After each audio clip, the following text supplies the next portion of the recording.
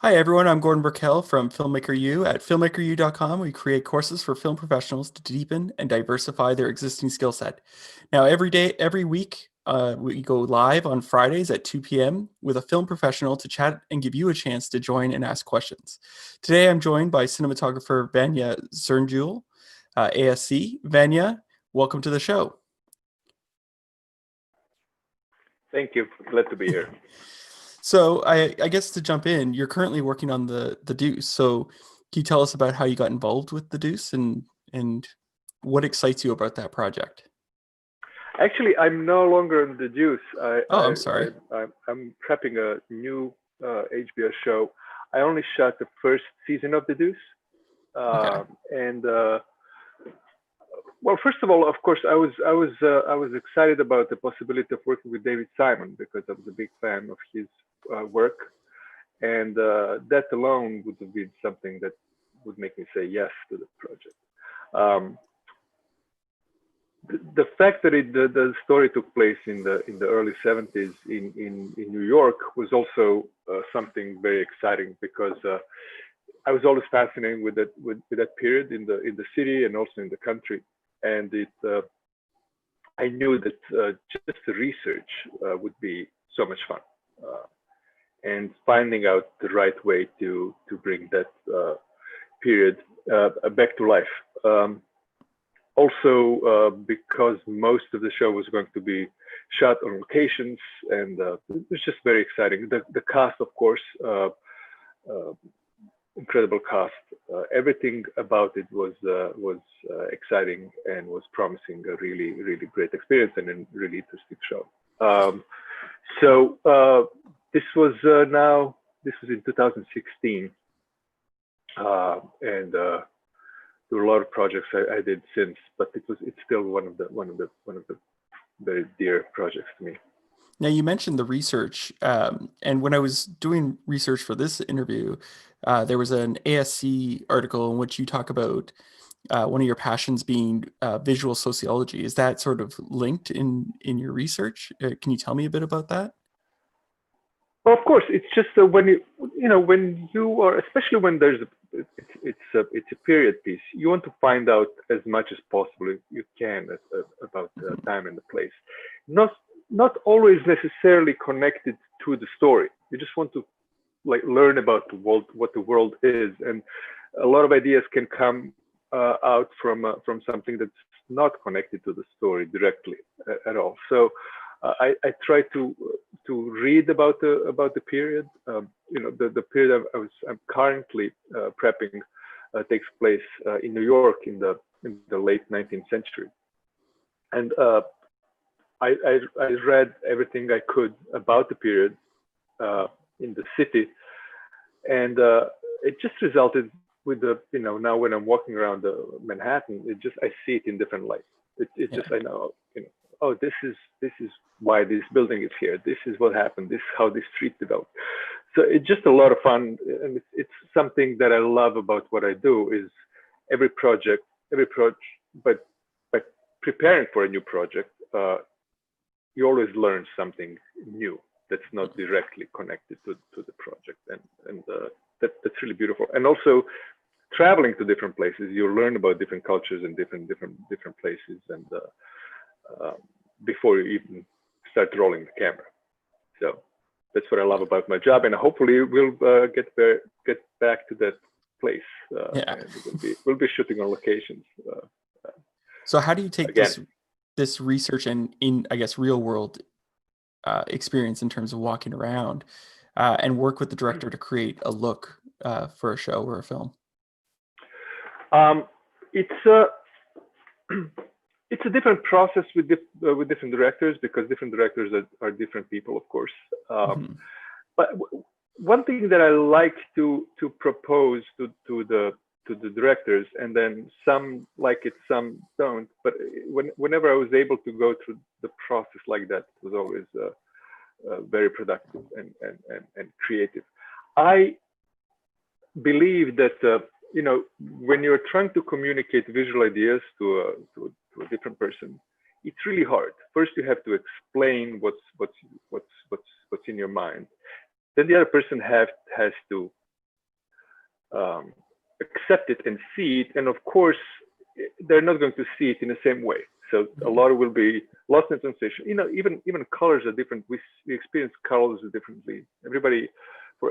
Everyone thinks has their own reaction to the color orange or color blue, and so it's a very difficult process of and a fun, very rewarding process. But I don't think you can do it for very long and still be creative. I think I used this analogy before. I know I have a friend who's a translator in the European Parliament, and they only work for 20 minutes at a time, and then they switch them, because it's so hard to be a simultaneous translator in this important environment that they can only do it for 20 minutes, and then they start making mistakes. So I think visual communication about visuals is just as difficult, and it requires all the energy you have. So I like to propose that instead of sitting down and going through the whole script in like 2 days, that we try to, of course, we're going to have all the conversations that we need to have, but to try to divide the time throughout pre-production. So if we have 4 weeks to prep, let's meet every morning for an hour before the craziness starts. But maybe ideally outside of the office in a coffee shop, so that's just different energy, and try to talk for an hour every day, or 2 hours, depending on how we feel and how the collaboration is going. And by the time we have to shoot, we will definitely be able to go through the script a couple of times. But we will be able to revisit some ideas, and these meetings are really great, because it's not always just about the script. It's sometimes I'm trying to find out what is the director's taste or sensibility, or it just allows for different topics.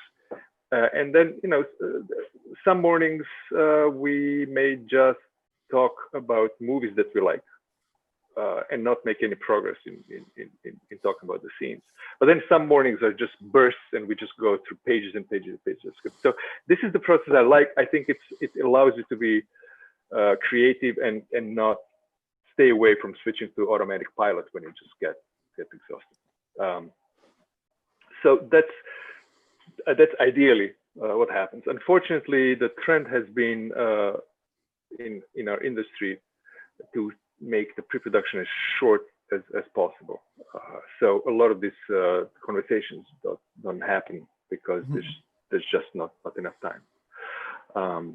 So that's ideal. And then after we have this meeting, I go back to the office and think about what the meeting was, because the director is always busy with many different departments.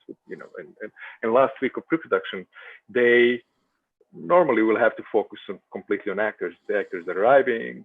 If they're lucky, they have some rehearsal time. And so that time with the director is really the most valuable time in pre-production. So do you go off then and talk to like the set decorator and the costumer, because colors and the way things are going to look, especially in a period piece, are going to be pivotal? And how do you sort of, I guess, shoot demo pieces or shoot little snippets so the director can see where you're heading? Eventually, I start talking to everybody, of course, and I try to make the first communication I have with people other than the director is with the production designer.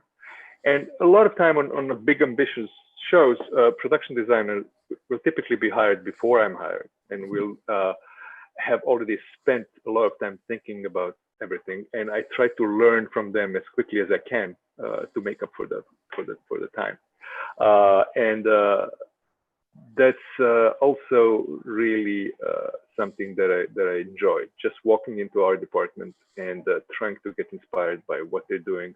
A lot of times our department will, when you walk into our department, they'll have all sorts of references on the wall. And a lot of production designers I've worked with have the same system. They'll come up with they'll generate a lot of references and ideas, visual ideas, and they'll put it up on the wall so everybody can see. And sometimes, for example, on the Deuce, one of the main ideas for lighting for me was came from just the photo that I saw on the wall in the art department. They didn't put it up there for that reason. They put it up for a different reason. But that for me was, you know, the obvious choice for the Deuce, for example, was to, you know, try to make it look like a 70s movie. You know, because there were all these amazing films that were done, that were shot in the city in that period, and just a wealth of references. But after I saw this picture that was on the wall that was took on 42nd Street, sometimes in 1972, was a color photo, and because of this crazy mix of lights and light sources that was happening in the city, neon everywhere, all colors of neon. The street lighting was, you know, it was basically the mercury vapor, which is not a clean light. So there was just a mixture of all these different color temperatures and colors. So in this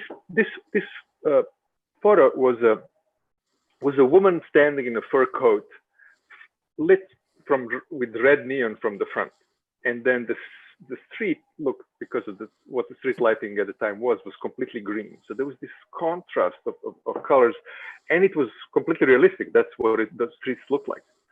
In the 70s, when they were making all those great films, the stock was not as fast, so they had to put additional lighting on the faces. This was a lot of time neutral and just white, clean light. And all those films look amazing, but I thought we don't have to imitate the filter of the medium that they had to work with then. And maybe we should just try to make it look as if we were showing up in 1972 with today's technology and recorded what that period looked like. So that was something I was really trying to be true to, what were the real light sources there at the time, and try to either use the practical light sources, or whenever I had to augment it, stay true to the color of those light sources. Yeah. We were going out of our way to switch the modern street lights off and adding our lights that had a proper color, so the streets would look have a proper color temperature. We worked with neon signs that were actually 40 years old, which was a nightmare. But we tried everything else. It just didn't look right, and it was.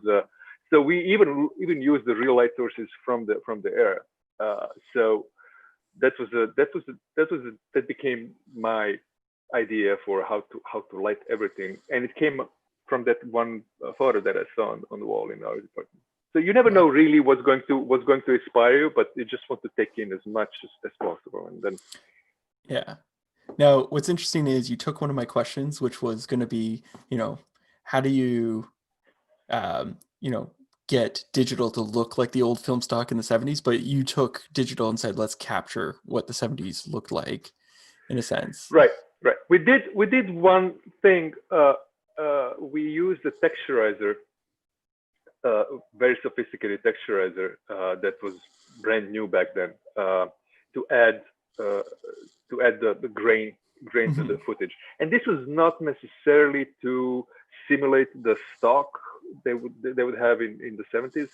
It is just something that it was a decision that was made originally so that it would simulate film. But then when I realized how amazing this tool is, it's called Live Grain, how amazing this tool is, I realized that that was one, aesthetically, one of the most important thing that I'm missing from film, not necessarily the grain, but the depth that the grain produces. Because, you know, when we used to shoot on film, you would expose film in a certain way to get a certain texture. And whether you want to overexpose 2/3 of a stop to have a tighter grain, or you want to underexpose. So it was one of the creative choices, also how to expose it to get texture that you want. And different layers of exposure would have different grains. So if this situation right now was shot on film, you would probably have a tighter grain here in this background, but my shirt would have more grain. It would just, the different areas have different grains. So that adds depth to the image that we lost with digital, because the texture is completely uniform.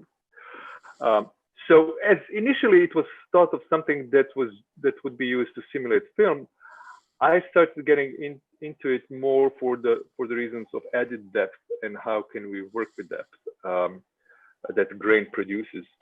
And I said this before. I'm still looking for a project where I could use this tool, the texture, not to simulate film, but to maybe contribute to the drama in some way. Because you can customize this tool completely. You can say, okay, I want to have this kind of grain, like I don't know what stock, like 500 vision stock in the skin tone, but I'd like the shadows to have finer grain. So you can completely customize and come up with a texture that's just unique to this scene or to this movie. And it's very exciting. I haven't been able to use it that way, but I can't wait. That's actually really, because I remember in the early 2000s, everyone was like, yeah, grains, it's a natural organic creation, we can't recreate it. But here we are going, I'd like that to be that particular grain. Exactly. And this is the first tool that's not, initially there would be either a filter that has just puts grain over everything, or this was the first tool that was really didn't feel like a gimmick or just like a manipulation. So now we've got a question here from George, and he wants to know, do you tend to work with the colorist on each project, or is that a case-by-case situation? A lot of times there are colorists that I always try to work with, but it's not always possible, unfortunately. Just the realities of production and how I'm always asked to recommend the post house that we would use, but there are many other factors that go into that decision. So, and colorists are usually tied to the companies they work for, which I guess it has to be that way, but it's unfortunate because I think I would like to use the people that I like to use for the project, not because they're working. But colorists are very important to me, because the way I try to work on the set, I try to create everything with lighting. To always have like a I guess the word is organic, like true contrast that was created by lighting. And I try to adjust any kind of adjustment that the DIT can do. I try to keep that to a minimum.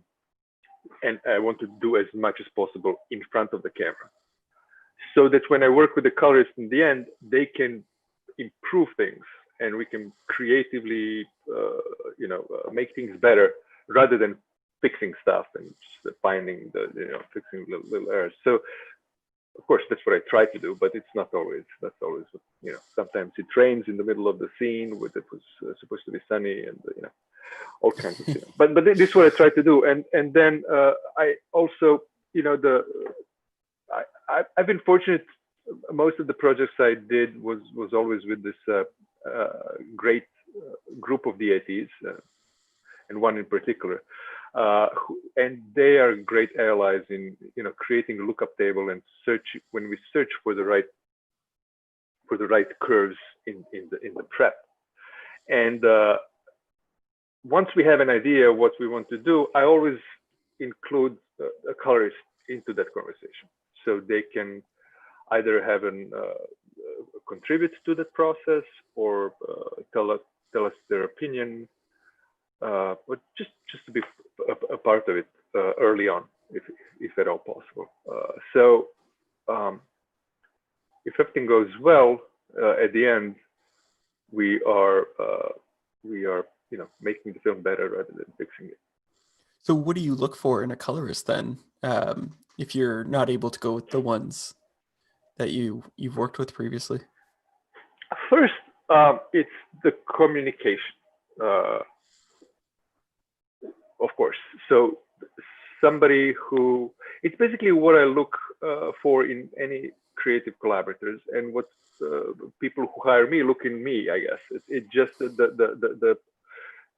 the it's communication. It's somebody who you can have exchange ideas with, but it's not a competition.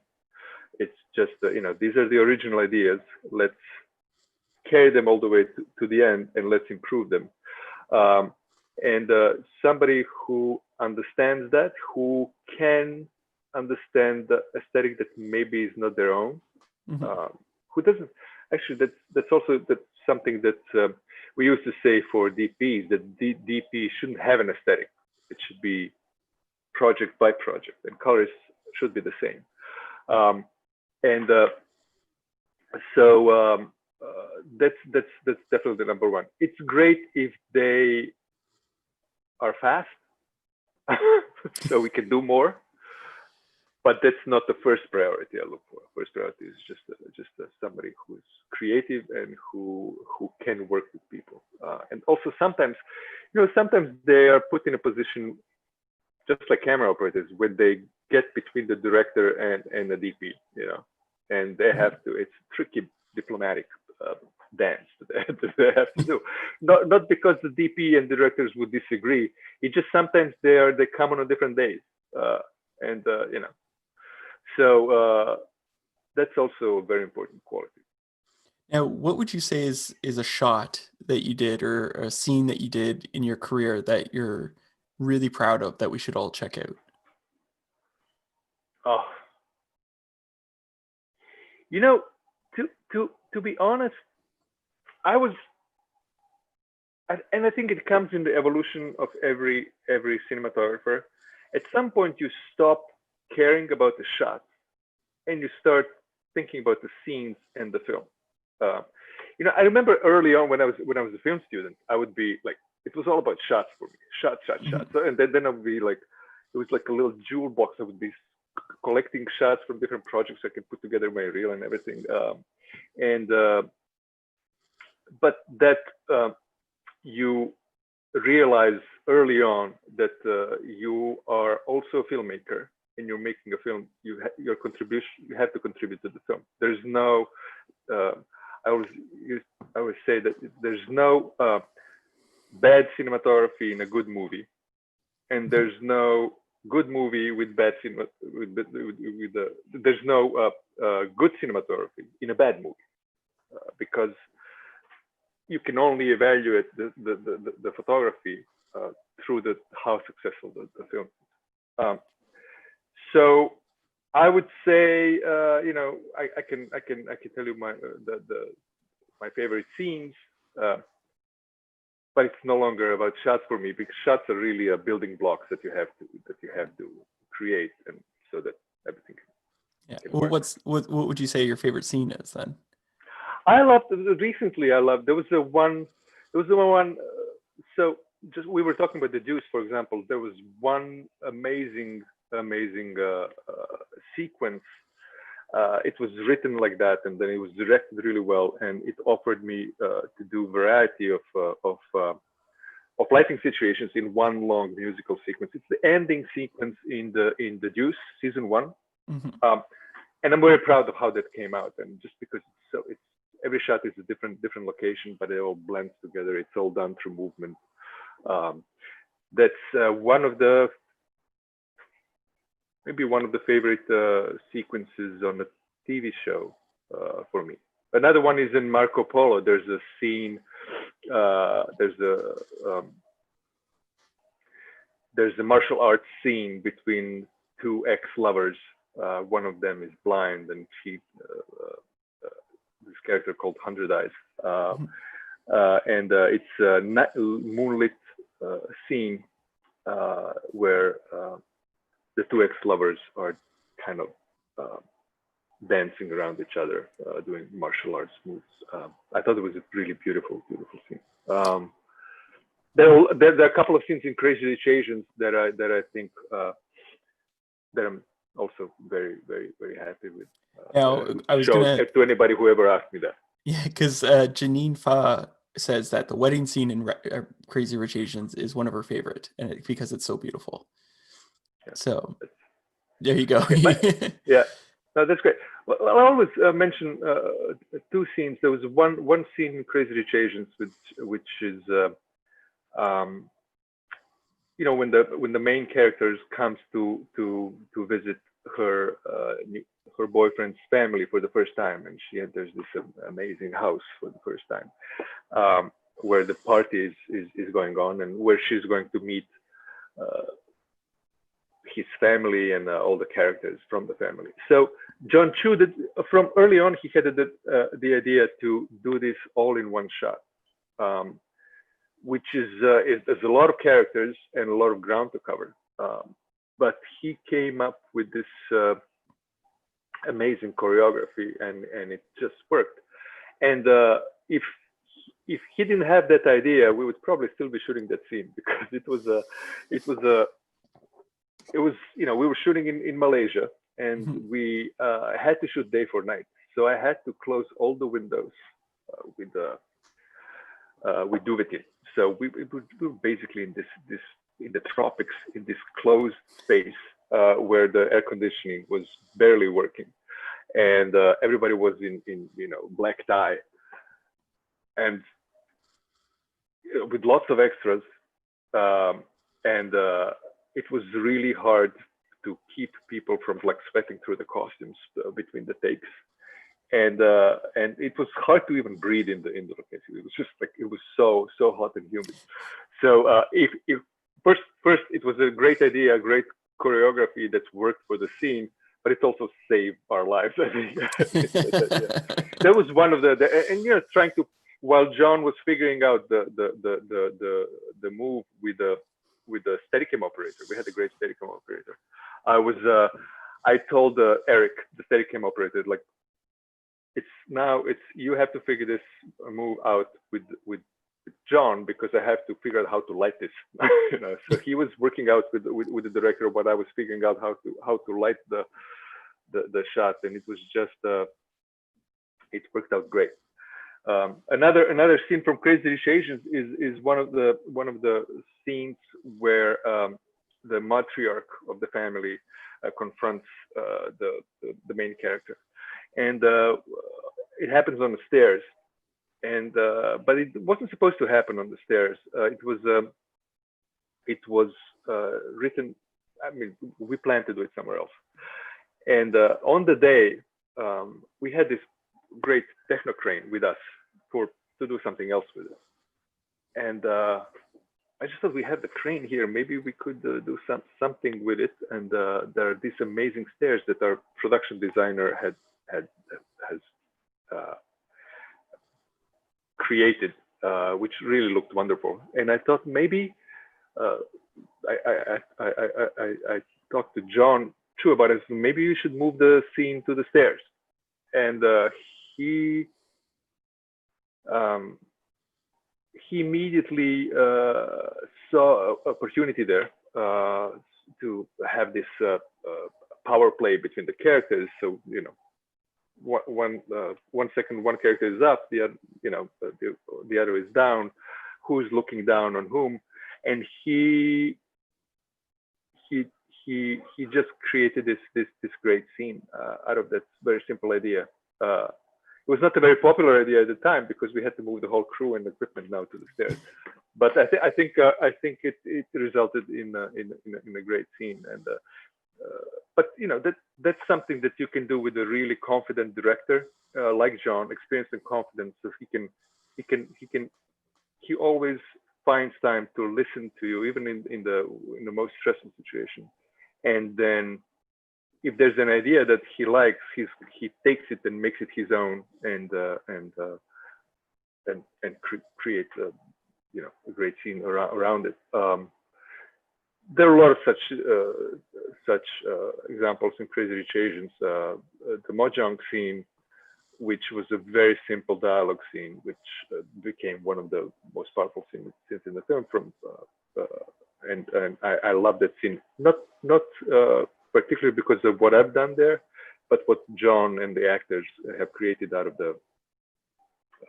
a scene that I didn't really recognize as having such amazing potential when I was reading the script. So it's also sometimes you just discover how, things that you missed. Now, Chris wants to know, is there any specific lens or camera that you prefer to use for a series or a film? I don't. I always say this. For me, it's a camera really from everything I do and all the equipment and tools that I use and everything in the process. Camera is really the least interesting piece of equipment. It's just, I like the camera that will allow me to do what I need to do. And it's a different choice for different projects, different applications. Whenever sometimes you want big sensors, sometimes you want a small sensor, sometimes you want this kind of depth of field, that kind of depth of field. So I always choose a camera that allows me to do what I need to do. That just helps me to do what I want to do with lighting, rather than some. I think with today you can bring most digital cameras to look the same. It's just how you get there. Through LUTs, through the choice of lenses, through lighting, you can always bring it to the place where you want it. Choice of lenses is more important for me because that's something that, the lens will have a character that you can't really recreate in the post. It just brings something. It's a choice that you have to live with once you've made it. And recently, what's been really great, because now we have these cameras that have so much resolution that you're not really, and have large sensors, that you're not really tied into a optical system the way we used to be. Because, for example, if you wanted to shoot widescreen and have a nice, rich image in the past, you would choose anamorphic for the aspect ratio. Today, you don't have to choose anamorphic for the aspect ratio, but for the character of the anamorphic lens. So you can crop it to 16:9. You can crop it to any format you like, because there's information you can throw away, which wasn't the case in the past, especially when we were shooting on film. So now you can say, I'm going to shoot this scene in anamorphic, but that scene in spherical, because I feel that like this what the depth should be. And in the last couple of projects, I like to carry both spherical and anamorphic lenses and then apply them to the parts of the story where I think it makes sense. Of course, there's sometimes you'll commit to one or the other. But now, for the first time, you can say, well, I'll shoot a close-up on anamorphic, but I'll shoot a wide in spherical, which is another creative mean that we didn't have before. So that's I'm really excited about that, and it will keep, the sensors will get more and more sophisticated, so you'll be able to really pick whatever lens you want to pick. Now, you're originally from Croatia, and you moved into the U.S., and so this question is less about cinematography, but what would you recommend? Because there's a lot of people who want to move to Hollywood or want to move to New York and make films or television shows, and you've succeeded at this. So, what would be your, I guess, suggestion for them or advice for them in that journey? It's there are basically two approaches. One is to try to start shooting, try to become a DP as quickly as possible, and then just shoot until you get to the level of projects that you want to be a part of. Another approach is to coming up through the ranks. Start as a camera intern, then become a second assistant, then first assistant, then operator, and then eventually you start shooting. I think both approaches take about the same time.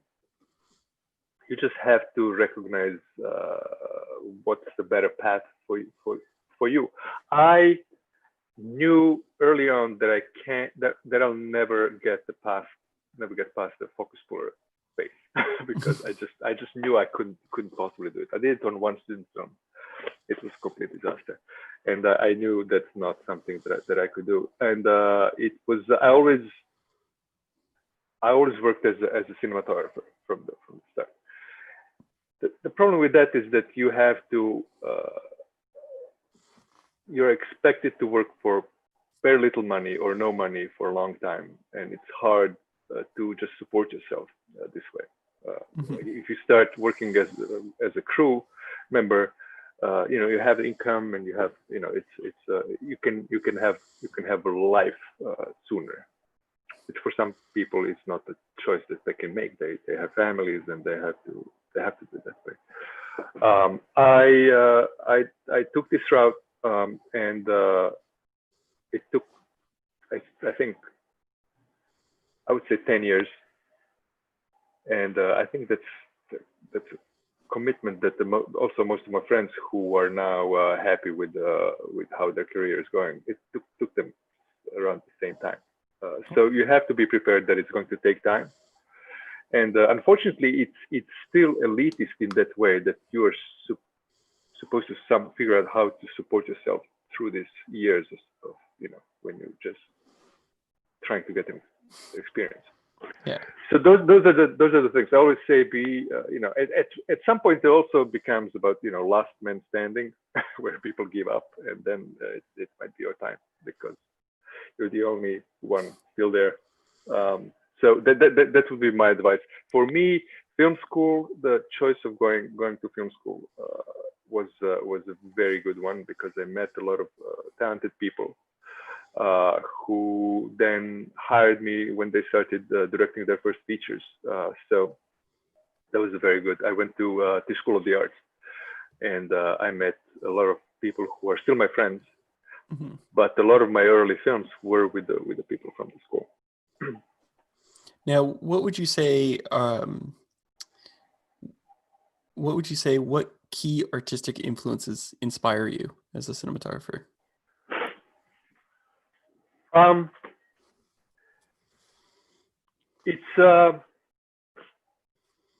It used to be. I started as a still photographer, and all the early notions and ideas about how to express something photographically came from my experience as a still photographer. And then I was there was a period where I was working as a news cameraman, where I started learning about how to use available light quickly, and I think build those muscles where you assess what's happening in reality with lighting, and then how do you position yourself so that the available light works for you. So those were like the early things that influenced the way I was later going to work. But then when I started when I was more and more involved in narrative filmmaking, where one of the most important things that you do is lighting, and how you create lighting that works for the drama, and how do you control lighting, and it was all about lighting for a long time for me, because I didn't really feel that was something I knew how to, I knew what I liked, but I didn't know how to make it happen. So I was for a long time I was looking at the paintings, basically, specifically works from 17th, 18th, and 19th century, where it was all about lighting, and painting is also because this came from controlled situation. it was something that came out of artist's mind rather than recording something that was in front of them. So I thought this was a very good a way to learn about lighting. So there were a lot of painters that I researched, but I always look at how things are lit, and that was for a long time a source of inspiration. And then also, as I said, I went to film school, but also I have friends who are cinematographers who I knew for a long time. We've been friends for a long time. I always watch their work. Sometimes I'm jealous. Sometimes I want to steal from them. It's just and it's. I feel like I learned more from my friends who were also growing at the same time, and we have very similar experiences. And I always watch my work. I always watch their work, and I get inspired by just cinematographers that I know and that are my friends. I have to mention this experience on Marco Polo, which was very interesting because I was hired on Marco Polo, and then I was told there would be 2 DPs on the series, which was the first time I had such experience, and I didn't know the other person, and I was very worried about what that's going to look like. Fortunately, the other DP, Roman Lecuba, French DP, was an amazing guy, and we became friends quickly, and I learned from him a lot, and he learned from me, and we still are exchanging ideas, and it became something that I thought would be a nightmare became like the greatest learning experience. And because not since the film school did I have opportunity to really see somebody else's work, and just the exchange of the ideas, and also because we were completely different DPs, completely different. So it was we had to figure out how to make it look like one show. So of course there's work of traditional like a classical directors of photography who are always inspiring, and we always see new things. But now I have so many friends DPs that I think they're the main source of inspiration. Michael Berenbaum, the editor for Marco Polo, just messaged and he says, oh, wow. "Hey Vanja, nice to see you and hear you're speaking about the work, and be well." That's fantastic. That's fantastic. Now I have one last question that I like to ask people, and because we've been in COVID and sort of locked down in many cases, what are the films or shows you've been watching during the pandemic that you would recommend to people? Oh, that I would recommend to what I did early on, I made a list of all the films that I was classical films that I somehow missed, that I didn't see, that I would maybe sometimes be ashamed of admitting that I didn't see. Sometimes when the people are talking about some classical film, I would just like, I made it very much. So I made a list of those films, and I started going through the list, and I saw a lot of classical neo-realist movies, European films and Asian films that I missed. Also, when there was if there was an author or even a DP that I really admire, I would go through their filmography. So it was kind of educational approach, and then I saw films that I always see. There are some films that Michael Mann's The Insider I see it probably twice a year. So I saw it again twice during the quarantine. So I always learn something new watching that film. There are a couple of films like that that I always go back to. So that was what I was doing. I also made a similar list of the books that I was going to read, but it was strange. When everything, I was in the middle of the prep for this new HBO show, very long prep. It was about to start 3 days after the world stopped, basically. So we were 3 days away from starting production on that show, and then everything stopped, and